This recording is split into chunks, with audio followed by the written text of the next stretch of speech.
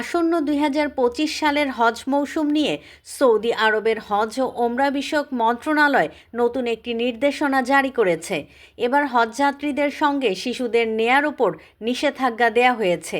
হ্যাঁ, সৌদি আরবের হজ ও ওমরা বিষয়ক মন্ত্রণালয় জানিয়েছে, তীব্র ভিড়ের কারণে শিশুদের সুরক্ষা ও সুস্থতার কথা চিন্তা করেই এই সিদ্ধান্ত নেওয়া হয়েছে। হজের সময় শিশুদের যে কোনো ধরনের ঝুঁকি থেকে রক্ষা করতেই এই নিষেধাজ্ঞা কার্যকর করা হচ্ছে। বিবৃতিতে আরও বলা হয়েছে, এবার যেসব হজযাত্রী আগে কখনো হজ করেননি তাদের অগ্রাধিকার দেয়া হবে।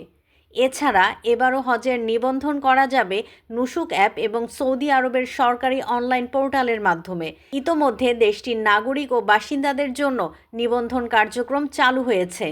হজযাত্রীদের তথ্য যাচাই, সঙ্গী যুক্ত করা এবং মাহরাম পরিবর্তনের অনুরোধ অনলাইনে বা নুসুক অ্যাপের মাধ্যমে জমা দিতে হবে।